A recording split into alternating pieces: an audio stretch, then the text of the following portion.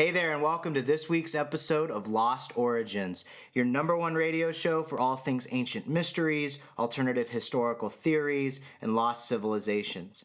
Make sure to check us out on the web at lost-origins.com, and you can also find us on Facebook, Twitter, Instagram, YouTube, iTunes, Stitcher, and Google Play. This week's episode of Lost Origins is brought to you by Bear Hush Boutique. Bear Hush is an online women boutique that features high-end fashion at a price that is not going to break the bank. They specialize in classy attire, fit for any season, and you can definitely check them out online at bearhush.com, bearhush.com. This week's episode is also brought to you by Inner Traditions and Barron Company. Inner Traditions has been publishing books on esoteric philosophy, New Age spirituality, and alternative health for well over 40 years. Visit innertraditions.com to learn more about their books and their authors, and you can also sign up for coupons, catalogs, and special offers. Inner Traditions and Barron Company, they offer a massive catalogs. Their books are authored by some of the top researchers in the field, and we have absolutely enjoyed working with them here at Lost Origins. So we recommend picking up any one of their titles, but more specifically, check out Secrets of Ancient America by Carl Lehrburger, which is the topic for today's show. Carl has studied archaeological and sacred sites in North America, more specifically with a focus on ancient Old World people in America well before Columbus, and he's been doing so for well over 25 years. This is what led him to pen Secrets of Ancient America, and today Carl will be joining us to discuss his book, his research surrounding pre-Columbian Old World contact in the New World, and the importance of archaeoastronomy in the ancient world. All that and more coming up right after the break.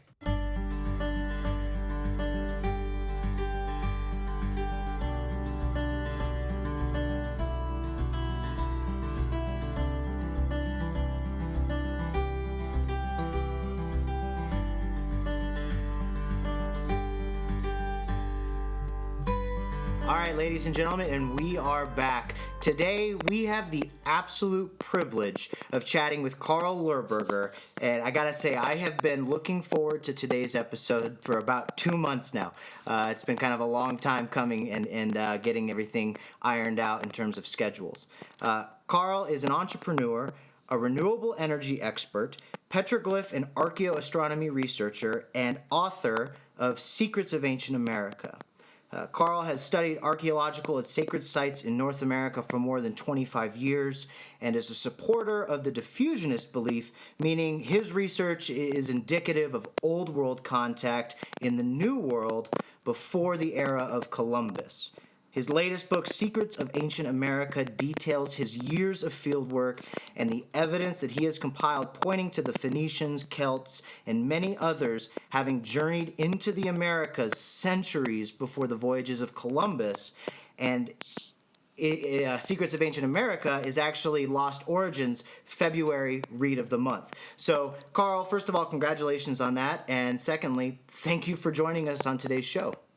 Well, Andrew, greetings to you, and thank you so much for inviting me. Absolutely. Anytime. It's a pleasure. We read the book here.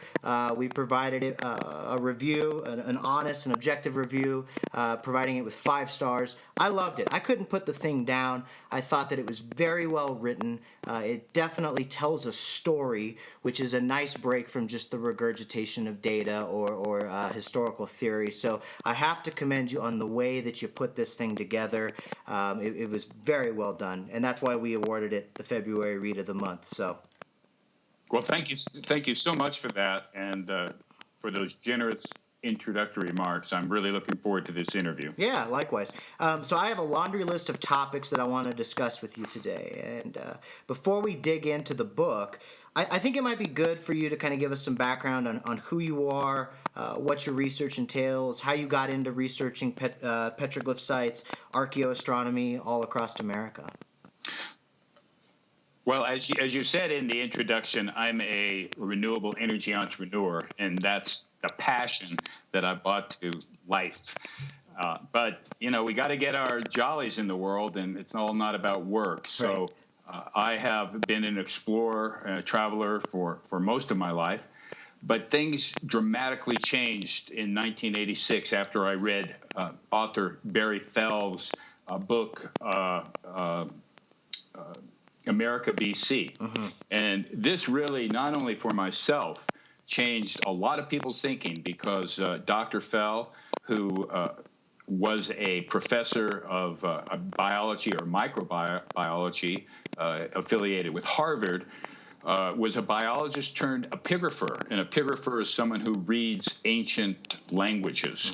And Dr. Fell's thesis was that Columbus was last, that the Phoenicians, the Celts, many other ancient cultures, including the Romans and the Hebrews, had made it to the Americas long before Columbus. And he provided an astonishing list of sites, of artifacts, of stories.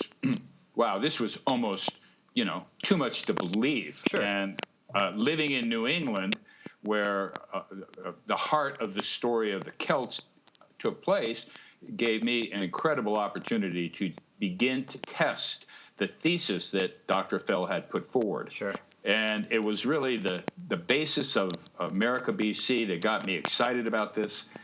And I started doing field research in New England that led me to meet my two mentors, Bill McGlone and Phil Leonard, who were doing research in Colorado. I moved out to Colorado, and after I got settled, my very first trip was to go down to La Junta, Colorado, in southeastern Colorado, to meet Bill McGlone, who was a retired engineer. And it was really under Bill's tutelage, along with other colleagues that he had, including other epigraphers like Philip Leonard and researchers, as well as ranchers who knew where these sites were, spending years getting the hang of the area and getting an understanding of reading rock art or petroglyphs that gave me the insights and the motivation to do the extensive field work over the last 20 years or so. Right. And the heart of the data is something you touched upon in your introduction, which is the disagreement between the so-called diffusionists and the independent or the isolationists. And most of modern-day archaeology and anthropology has gravitated toward the isolationist view of history and cultural expansion. And the isolationists believe that culture grows up in an independent setting. Right. So that, as an example, the Native Americans each developed their culture in an isolated fashion without that much influence from the outside. Contrary to this are the diffusionists, who believe that cultural interaction comes through diffusion or through the outside world. And this has been a debate that has gone on for hundreds of years, but really the Smithsonian Institute and the researchers and the directors of the Smithsonian really sealed the debate over 100 years ago by really emphasizing the independent view of development and reinforcing the isolationist position. So that when Dr. Fell published his book demonstrating the influences that came to America before Columbus, he was viciously attacked and vilified. And to this day, the mention of Barry Fell in the context of anthropologists or archaeologists is almost the kiss of death of credibility. Right. And so this has been the challenge for diffusionists on how to break through the isolationist position that dominates all of the universities, all the major publications, including National Geographic, the Smithsonian. And this has been the challenge for any diffusionist researcher. And one great example is Gunnar Thompson, a PhD expert in symbols of Asia in America. And he has never been able to get tenure. In fact, when he was writing his thesis, they wouldn't publish it. And it's been symbolic of the treatment and disrespect that diffusionist scholars receive. So to wrap up this introduction, the debate between the isolationists and the diffusionists continues in spite of the evidence that the diffusionist scholars, such as Barry Fell and Gunnar Thompson and George Carver and really scores of researchers have provided evidence to the contrary of the isolationist perspective. And it's really the accumulation of this evidence that has been published by so many other authors and researchers, in addition to my own experiences with these researchers and discoveries that I've made in the field, emboldened me to write Secrets of Ancient America, to challenge the old history that somehow still promotes the concept of Columbus discovering America. Right. It seems so ridiculous to me that the diffusionist view is just so wildly contested by mainstream science. I mean, we know that transoceanic travel is possible, even on a primitive level, right? If you look at what Dr. Thor Heyerdahl did with the Kon-Tiki expedition, for example, in 1947, and for listeners not familiar with that, Heyerdahl, he built a raft from balsa wood, which he named the Kon-Tiki, and then he sails across the Pacific Ocean in a very primitive voyage. It's just insane that there's so much evidence pointing to old world contact in the new world, but it's just so rigorously ignored and discredited and thrown out. Why do you think this is? I mean, why is there such apprehension to admit that it's possible that there's an alternative here? Well, you asked the question starting with Thor Heyerdahl, and that's a great jumping off point to understand answer to your question. Thor Heyerdahl was probably the most famous diffusionist researcher scholar of the 20th century. And his books on Tiki and his voyages across the ocean just is the stuff that National Geographic loved, and everybody knows his name. But it was Thor Heyerdahl who wrote the book No Borders. And this was a book that never got published out of Norwegian that it was written in. And in this book, Heyerdahl, along with his collaborator Par Lindström, documents the colonies in Greater Vinland, that is the area of the Great Lakes in Canada and in New York State, that were colonies that were growing wine, and they were taxed by the Vatican. And it's through the Vatican research that Heyerdahl and Lindström were able to uncover the tax records of these colonies in the New World in the 1300s and 1400s, so long before Columbus. Now, why this evidence has not come to light to the mainstream is really the heart of the question you're asking. And many people have different notions, but the most important thing to realize is that for the diffusionist position to prevail, we would have to see a lot of apologies and recognition on the part of the archaeal priest, or the priesthood that really protects the isolationist position. And it's just unlikely that we see these old historians willing to say, hey, we got it wrong. Right. I mean, there were master's degrees handed out based on those theories, and now all of a sudden, those are worth what, right? But there's another important point, and that is that the whole Columbus myth really defends the idea that manifest destiny, and to a large extent justifies the institution of slavery, genocide, and the stealing of native lands. And this is, of course, a very painful chapter in our history, and of course, a dramatic change in the history of the Native Americans in the New World.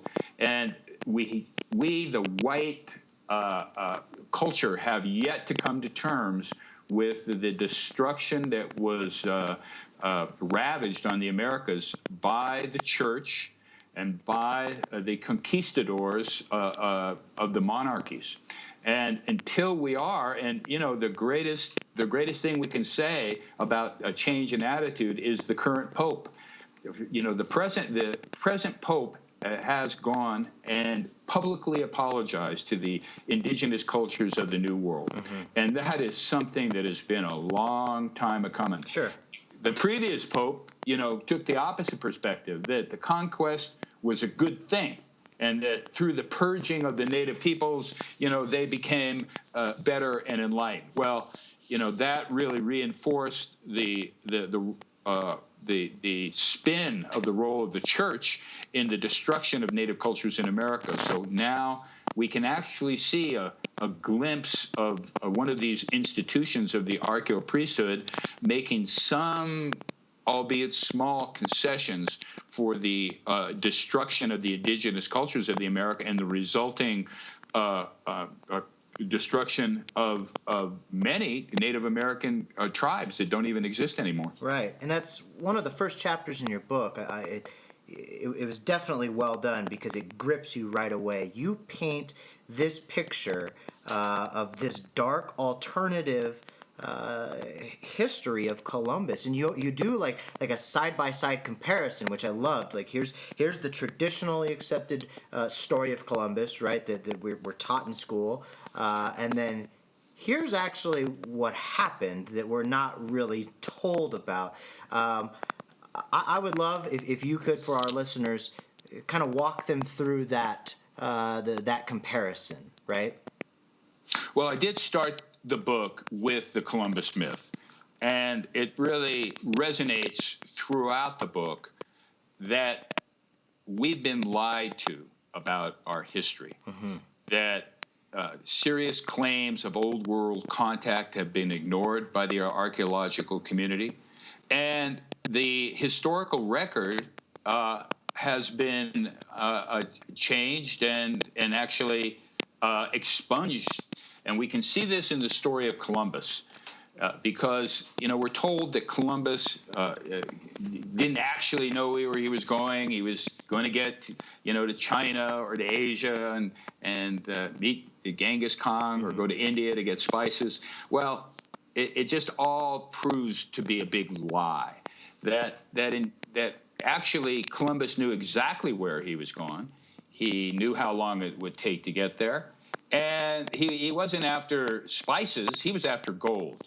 So, this is the alternative story, that Columbus just did not go off into the ocean, that the world might be flat, and he was taking a big risk.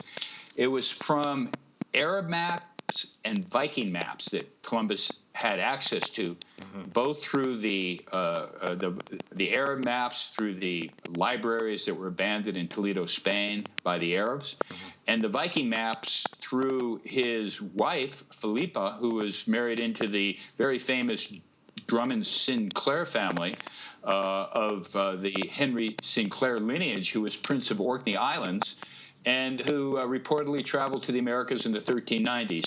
So Columbus, in addition to having maps and histories, he knew where he was going, and he brought enough food to get there. He wasn't bringing gold or silver to bring to Genghis Khan. No, he was bringing little trinkets that he would be able to give to the natives. So he knew about the trade currents from his previous explorations of Africa. And that we get the whole story of Columbus, that it was about the gold, and it was about the subjugation of the natives and the onslaught of Christianity in the New World. Right. So what we have disguised in the Columbus myth is that Columbus was the first to establish slavery in the Americas. and that it instigated the genocide of the Native Americans as long as with the confiscation of their land. So it's much easier and less controversial to keep Columbus Day going. That Columbus was the great adventurer and the great explorer, and this is kind of the tone which we get off to a white Christian view of America. Mm-hmm. But with the new history that is now available to people, with the reemergence of Native American culture, finally we're beginning to see a change in the dynamics, and hopefully this is going to play into the change from an isolationist view that reinforces Columbus discovered America to a new history view that Columbus was perhaps the last explorer, and that many different groups, including the Celts and the Phoenicians from the Atlantic side, as well as Indo-Turkish and greater Indus Valley cultures from the Pacific side, made it to the Americas. Right.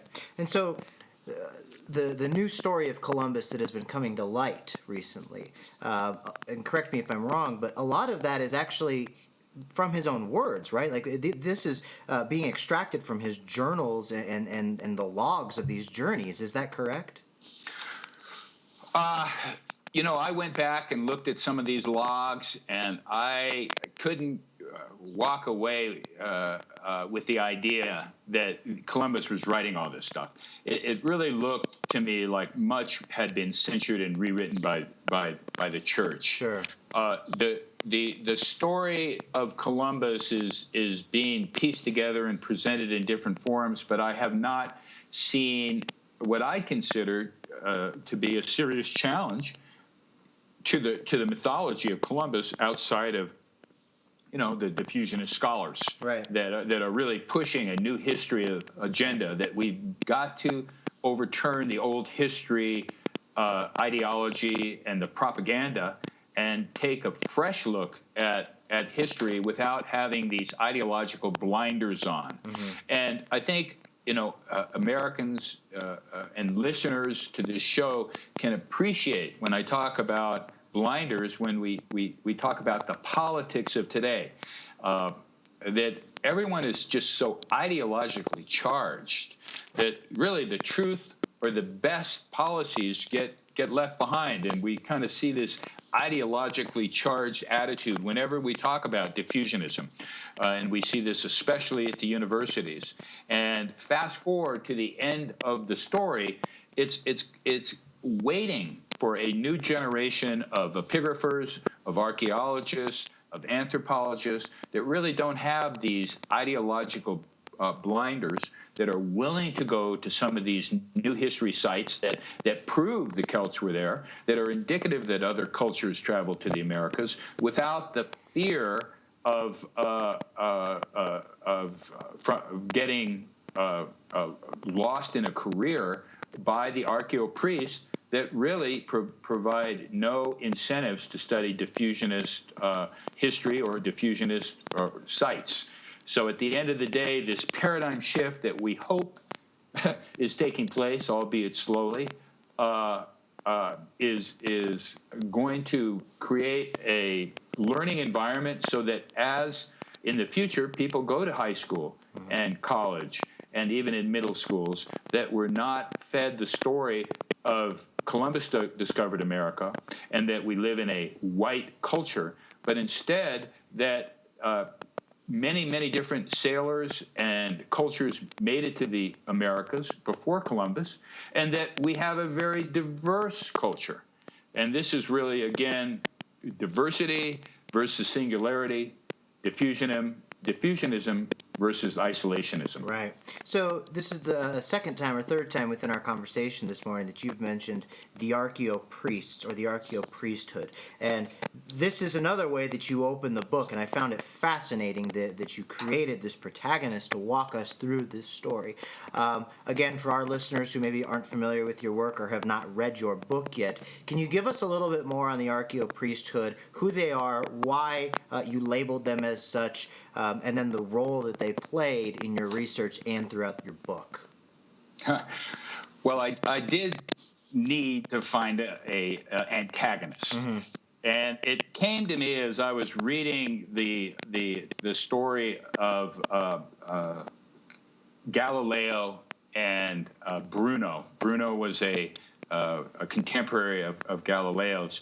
And after Copernicus died, his theory was that the Earth traveled around the sun, contrary to the view of the day that the sun traveled around the Earth. Mm-hmm. Well, it was Galileo that proved that wasn't true, and it was Bruno who supported him. And everybody knows that Galileo, was condemned by the church, and he ended up going to jail, and he had to say that what he wrote wasn't true, on and on. But when I found out about what happened to his colleague Bruno and how he was burned at the stake in the most hideous way, and even after he recounted the truth, that I realized that kind of victimization and venom, believe it or not, continues to this day in the debate. And although diffusionists like Barry Fell may not have been literally crucified, intellectually, he definitely was. Sure. So that the archaeal priests are really the defenders of the old history, and it's a convergence of different interests, including the archaeological community that wants to defend their earlier writings and theses, and they want to. They have an agenda that promotes the idea that many of these old world sites are all Native American, and that it's the Native Americans that are being hurt by the diffusionist position. Sure.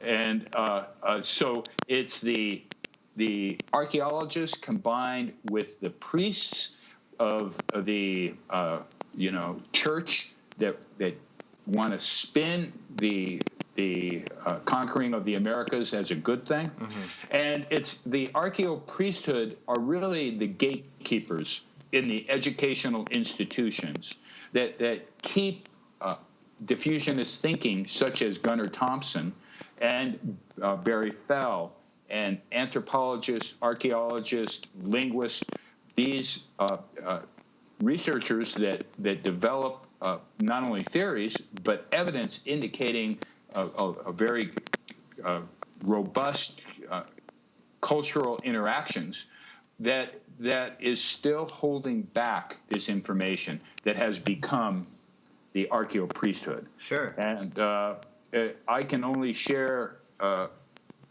in summary, the difficulty that my colleagues have had in getting reasonable debates, rational thinkers, archaeologists willing to visit these sites and to look at the evidence. And it's just such a closed community that I had to come up with something that began to give the reader an idea of what we're dealing with here.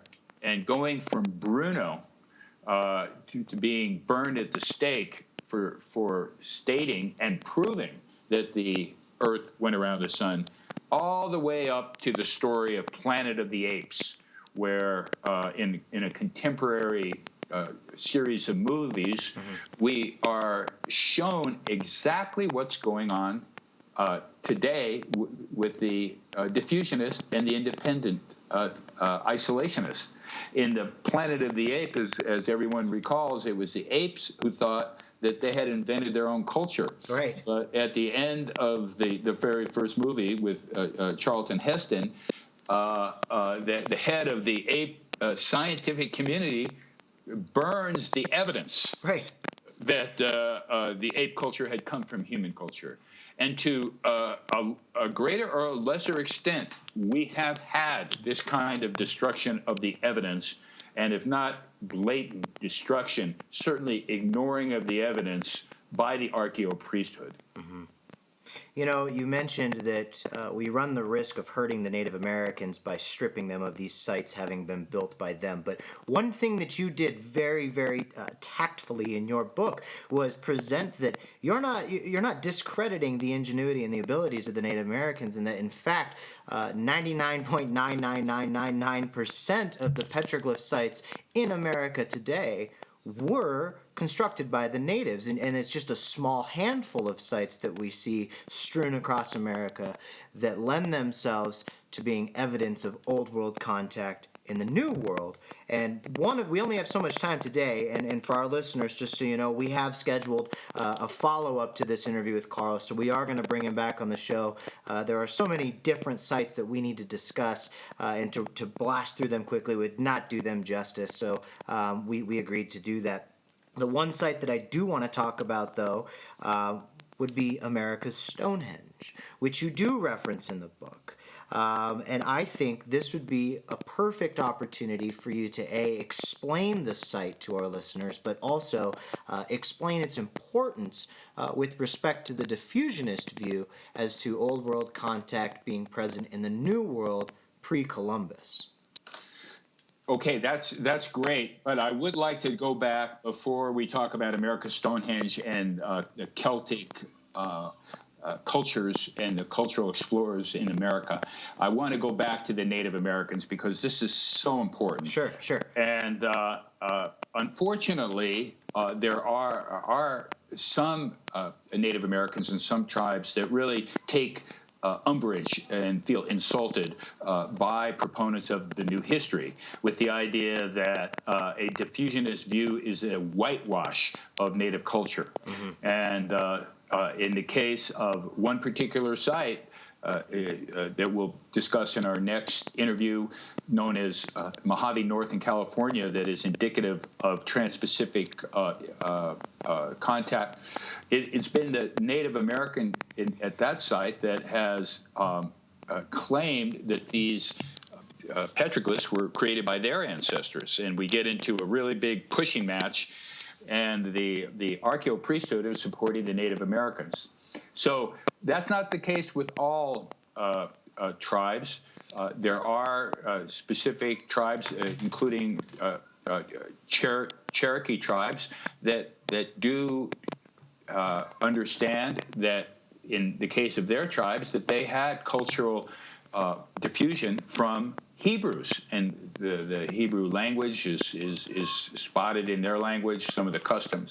So we can't speak about the universal Native Americans, or this is how Native Americans think, or this Native Americans were impacted by the Celts. We cannot do any of that. We have to look at each individual tribe in each individual area. Sure. But in addition, with the Native Americans, it's the book talks about the wisdom of the Native Americans and how that this wisdom is incorporated and embodied in the petroglyphs. So this is a big part of the story.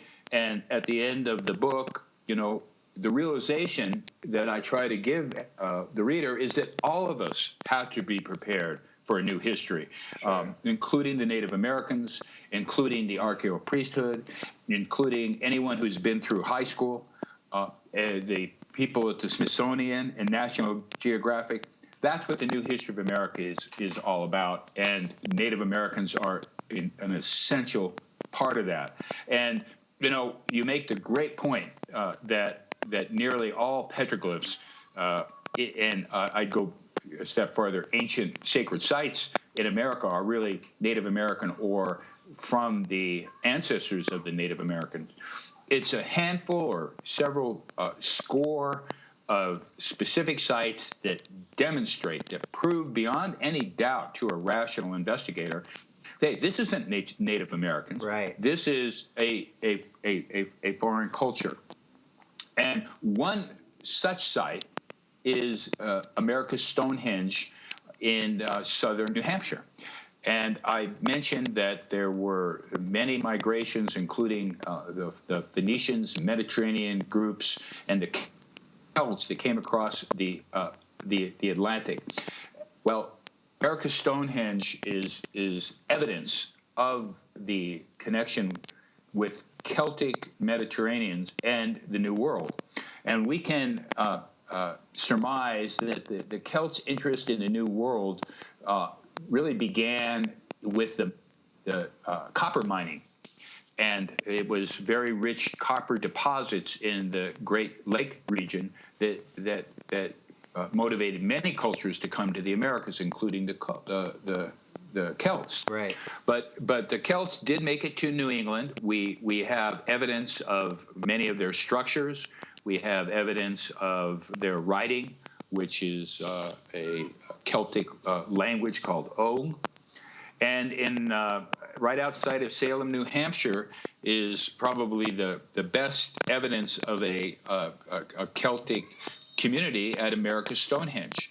And we can surmise that for perhaps several hundred years, that this was the center of the Celtic culture that expanded throughout New England, which in those days was really kind of a new Ireland, so to speak. Right. And this is taking place, around 2,000 years ago, perhaps earlier.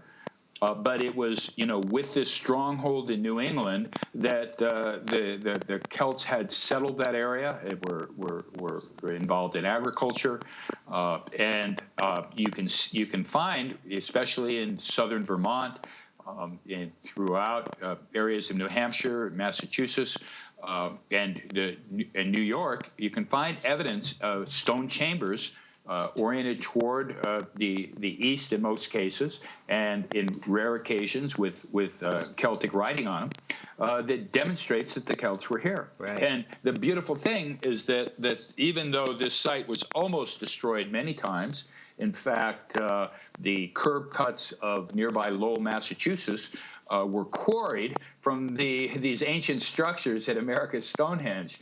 But it was, it was a phenomenal effort to preserve the site, which I should say what was left of it.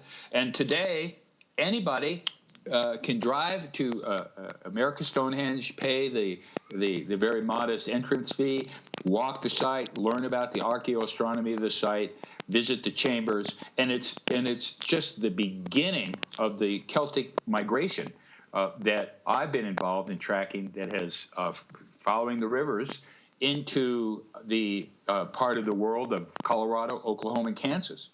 Right. And here's where we have perhaps the best evidence of the Celtic expansion, where they have left petroglyphs, including writing in a Celtic language, very sophisticated archaeoastronomy involving paying homage to Celtic gods and goddesses. And these sites in Colorado, Oklahoma, in Kansas are largely preserved because the area is so remote. And thank goodness for those ranchers that are so protective of their property. They've been able to, in many instances, keep the vandals out.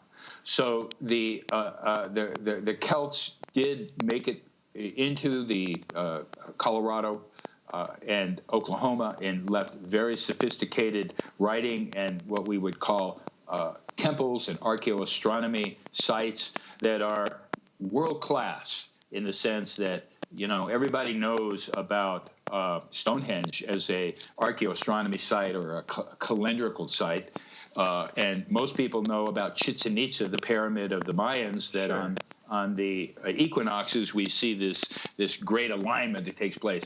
Well, these very large monumental alignments are replicated on a very small petroglyphic scale in the Americas, and there are dozens of them that were created by Old World people,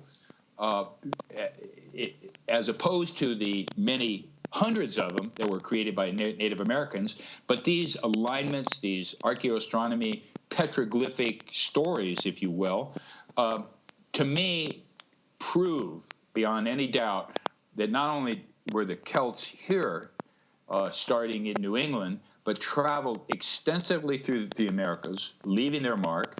And what's so phenomenal about this story is that the marks that they left, the homage, the prayers and the rituals and the homages to their gods and goddesses, are the best examples of some of these Celtic religions in the world. And that you cannot go to Europe, and you cannot go to Ireland, and you cannot go to England or where the Celts were based and find this level of heritage and culture from these Celtic people. Right. And the reason is because the Romans and the church and whoever was fighting the Celts destroyed their culture. So much of it has been destroyed in Europe, and we have remnants here in the Americas that tell some of these incredible stories about the ancient cults, for example, of Mithras, a sun god that predated Christianity, as well as some of the Celtic goddesses. So this is, I focused 5 chapters on the Celts in my book, because to me, the Celts represent the smoking gun of the new history of America. That is, that the old world Celtic travelers left their mark in stone in a sufficient number of sites that proves beyond any doubt that they were here.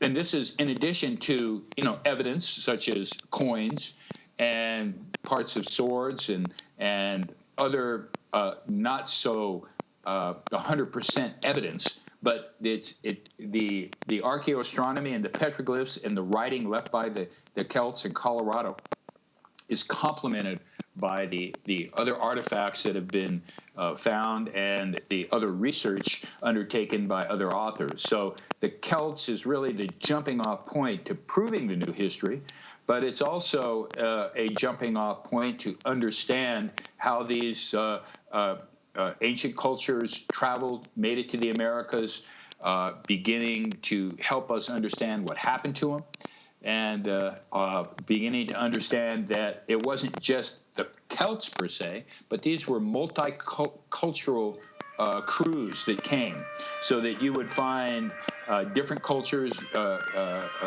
members of the crew that spoke different languages, and this is consistent with what we find in the rock art. For example, in Colorado, not only are we finding Celtic writing, but we're finding Libyan writing. So it's not just a singular Celt or a singular Phoenician group that came over here, but these were diverse, multicultural crews that brought a multicultural history over, and maybe that's a great way to end this segment. That Gunnar Thompson, in his book, American Discovery, really emphasizes that our history and culture is very diverse and it's multicultural, and that's, I think, one of the most important aspects of learning the new history and of celebrating the new history.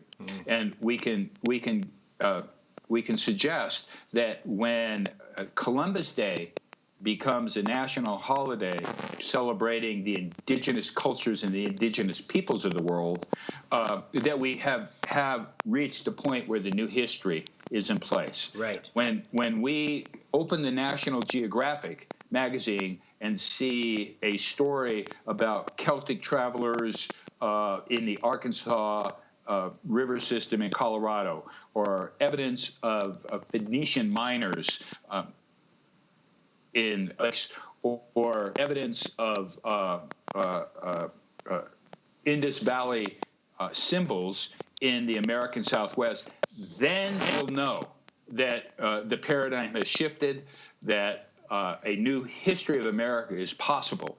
But until then, it's an uphill battle to break through the archaeal priesthood and to get a objective view of the evidence that we can then present not only to the academics of the world, the historians and the archaeologists, but to the people who read National Geographic, the students who are learning American history in junior high school and high school, and of course the museums and alike. So right.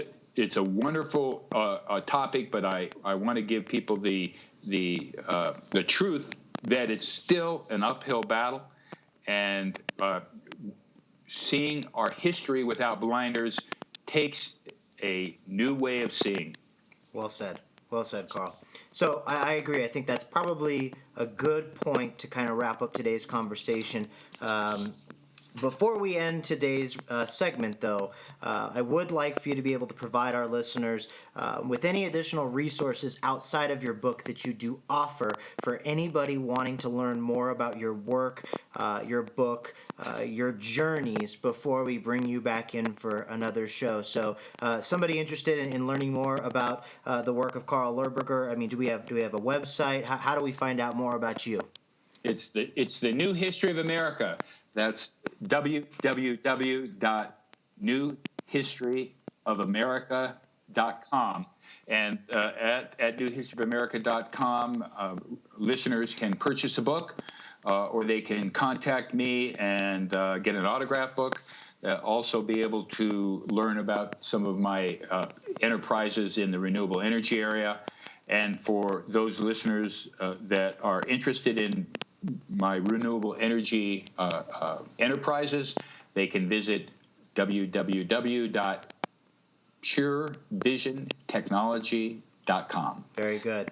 And Andrew, I want to thank you for a lively interview, and I do look forward to coming back and getting into a lot more stories relating to some of these groups that did make it to America, including the Phoenicians and people from Greater India, as well as Romans, Chinese travelers, and Hebrews. No, the pleasure is all ours, Carl. I cannot wait for our next conversation. I know our listeners will be very excited as well. So thank you so much for joining us today, Carl.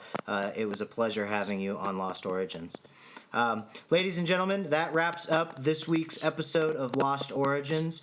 Make sure that you subscribe, whether you're on YouTube, iTunes, Google Play, Stitcher, what have you. Hit that subscribe button so you never miss an episode, you never miss an article, and you're always on top of the latest alternative historical theories and all things ancient mysteries and lost civilizations.